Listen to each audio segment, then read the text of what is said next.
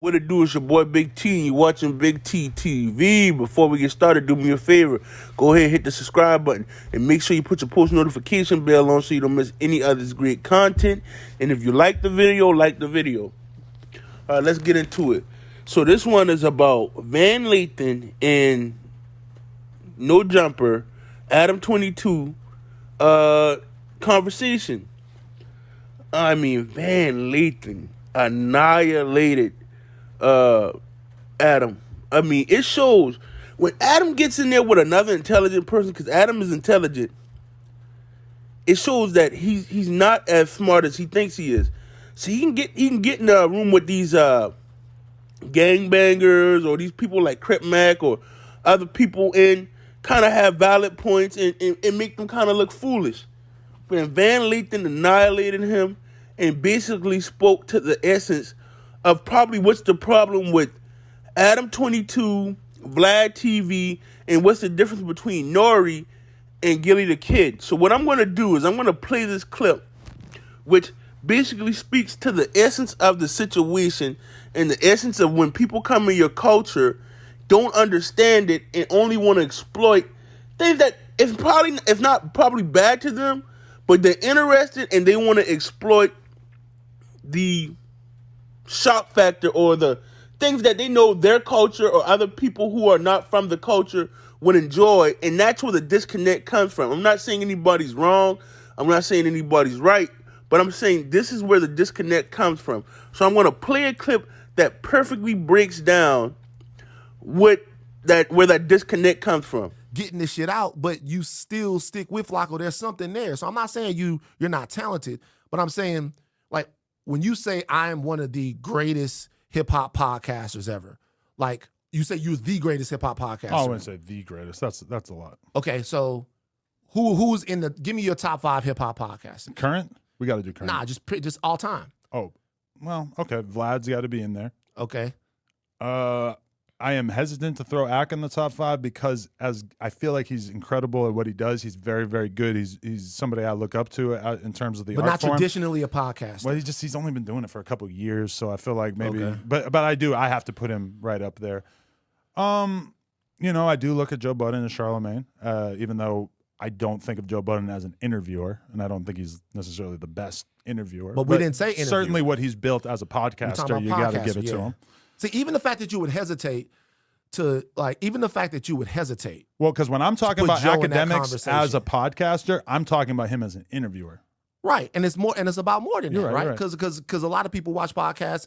Most people that watch a podcast, they're coming back for the personalities and not for interviews. Most of the time when you talk about podcasting and rap, at least, you have interviewers and then you have hanging out with the homies talking, or not the homies, but the co-hosts, Right. So Joe's like very, very much the king of hanging out with the homies talking, right?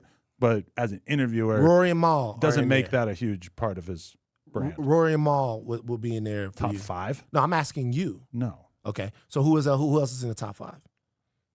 So it's you, Joe, Charlemagne, Ack. Who else? Who's 5th? Gilly, Wallow and Gilly? I like those guys. You think you're better than Gilly and Wallow? I like them. I respect what they're doing a lot, but it's not my favorite podcast. Okay. Do you think that there's parts of Gilly and Wallow's podcast that maybe you can't relate to because maybe it's just a little bit there's a lot familiar to us? There's just a lot of like affirming the subject's statements. It's a lot of like, yeah. It's just not. It's not. To me, it's like I like to get to the snappy questions. No, you know what it is. You know what it is. Do you like Drink Champs? Got a huge amount of respect for Nori. Do you like Drink Champs? See, you can't not talk your shit. Talk your shit. I have a huge amount of respect for Nori. But is he my favorite interviewer? Probably not. Do you know why? Why? Because they're not messy. Because they get people on there and they get to the center of people's stories. They talk to people. They celebrate people, right? They get to the center of it. When you watch Gilly and Wallow, I could give you a much more nuanced critique off camera. But I refuse to disrespect people that I have huge amounts. Van Lathan hit it on the head. I mean, and if you see, he likes Vlad TV.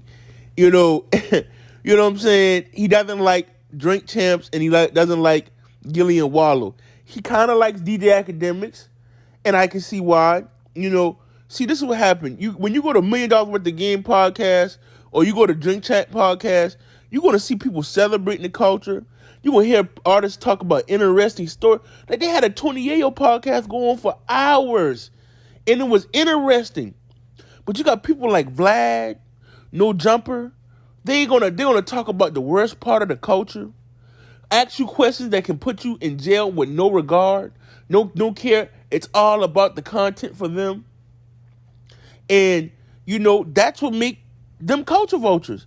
The fact that you wanna exploit the bad parts of our culture, the parts that we need to fix, that you're most fascinated in. I'm not even saying it comes with bad intentions. I get it. You're interested in it, but you're interested in the worst parts. Not caring. Like, I seen with Adam22, Ruger didn't even want to go there with him, and he gets upset with Ruger when Ruger tells this man this. You think you're gonna come on my podcast and we're not gonna talk? Like, entitled about this. You know what I'm saying? So these are guys who want to talk. No, they don't want to celebrate the culture. They don't want you to tell interesting stories. They want to talk about your ops. They want to talk about all the bad shit you done did. You know what I'm saying? All the shit, the Cinelite stuff. You know what I'm saying? They want to talk about the worst part of it and exploit it for your financial gain. I don't give a damn what happens to you in the back end. Your ops can get mad at you right now and kill one of your homeboys because of what we said. We could have reignited beef. I don't care. It's all about the content. You see what I'm saying? I don't care if I ask you something that can get you entitled. You should have been smarter. Can get you in jail. You should have been smarter. In which they're right. But they culture vultures. And this makes them rich. Van Lathan hit it on the head. Comment down below. I want to know what you guys think about this. But he hit it on the head. He demolished Adam22 and spoke to what makes him a culture vulture. And, I'm pretty sure he doesn't even give a fuck. He shouldn't. He's getting rich off this. It is what it is. But you are who you are. So basically, Van Lathan exposes Adam22, shows the world his real colors. And, we already kind of knew this, but the way he could put it into words and form it, that's a brilliant man. And he's very TMZ found a star when they found Van Lathan. But hey, if you like the video, make sure you like and share. Subscribe to the channel, put your post notification bell on, check out all my other content. Other than that, I'm out.